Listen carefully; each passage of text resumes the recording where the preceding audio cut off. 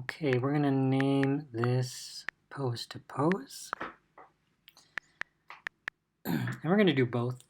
We're going to do both pose to pose and also straight ahead. For the background here, we're going to choose, you can choose one of these scenes because that'll be helpful. And our frames per second is going to be 12. So the first steps are going to be to establish our keyframes. And in this case, again, we want to kind of establish the main poses or positions of our circle here. Pretty much we're going to make this circle kind of jump. And so we're establishing our first 3 keyframes. And so we have one kind of starting. The middle keyframe will be the top of the jump, and then the end will be the end of the jump. And those will be, again, the main positions, and then from there we can sort of start to fill in the in-between frames. So here I'll insert a blank frame in between 1 and 3, and I'm just going to try to split the difference. And you can insert frames, you can delete frames, and just click on that plus frame, and it will add the frame after the selected frame.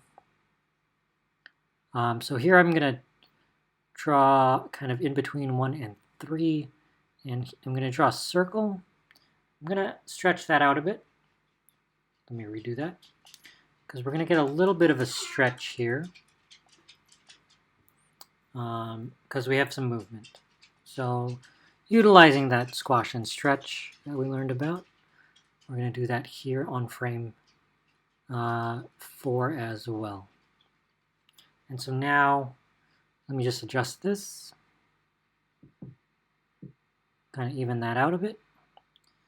And I think we can press play just to see kind of our basic motion. So now we have 5 frames, and we can, again, continue to add our in-betweens. So now I'm going to split in between the frames I already have. So I'll add a blank frame, and I'm going to draw the circle as it would appear between those 2 current frames. Again, I'm going to do a little bit of stretch, a little less than last time because this is more closer to the beginning. And then I'll insert one on frame 4. This one's going to kind of go back to the circle. I'll insert one between 5 and 7. Again, still kind of a circle. Let me do that again. And then, again, in between 7 and 8, I'll insert a blank frame, and I will draw that circle closer to the end position. And now we can see we have a little bit smoother of a jump. And we can, that's kind of all the poses. Now what I want to do here though is I want to kind of hold that first position a little bit longer. So I'm going to just make copies. And you can do that by copying the frame and then using that clipboard. So here I'll copy that stack, and then I'll use the clipboard to copy that frame over to a new separate frame. So now those beginning and ending frames hold a little bit longer.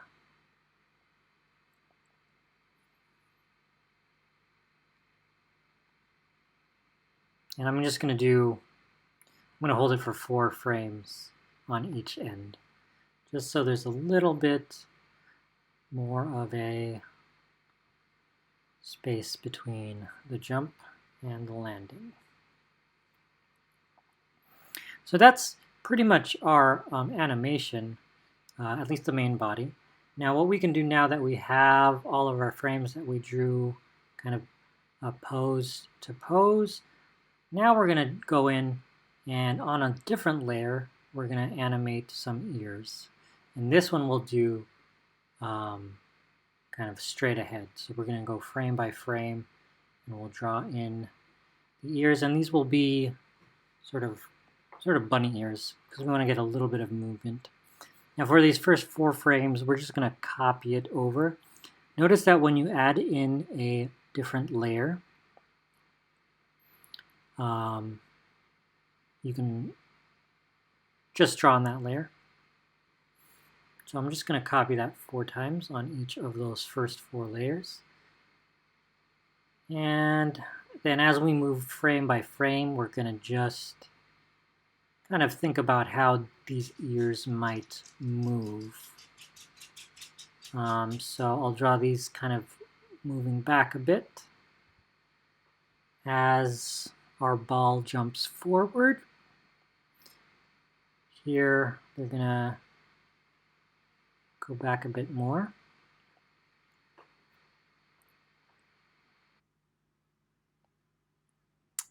And as we kind of approach the peak of the jump here, those ears are going to catch up. Here I'm going to just pull them back a little bit more.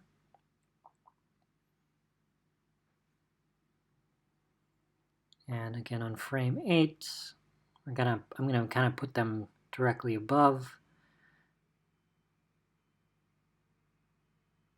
as we start to fall. And as we fall, I'm going to stretch those out a bit. Make them a little more vertical. Maybe just stretch them out, exaggerate a bit. Don't be afraid to, undo what you just did and redraw it until you get what you like. So here they're pretty straight, and then again they're going to land soon. So now what I'll start to do is, again, these are all the 4 of the same poses in terms of the circle, but for each of those 4 poses, I'll just sort of drop the ears a little bit. And then sort of spring them back into their normal position.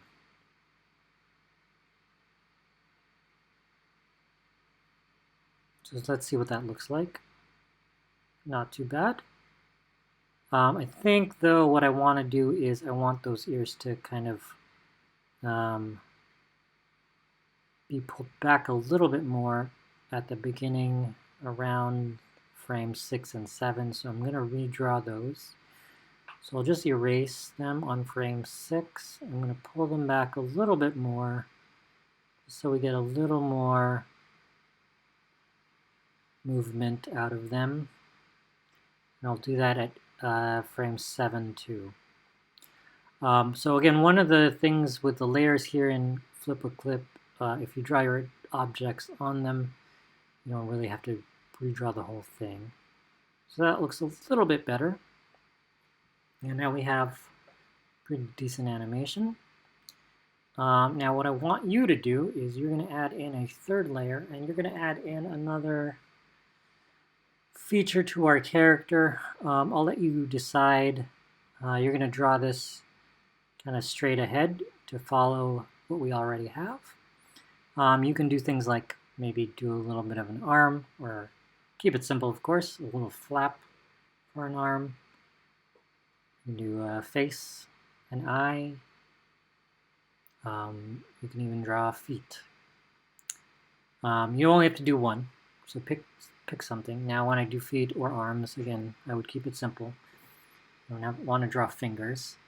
But I'll let you decide on what you want to do and kind of see how you can animate those. Good luck!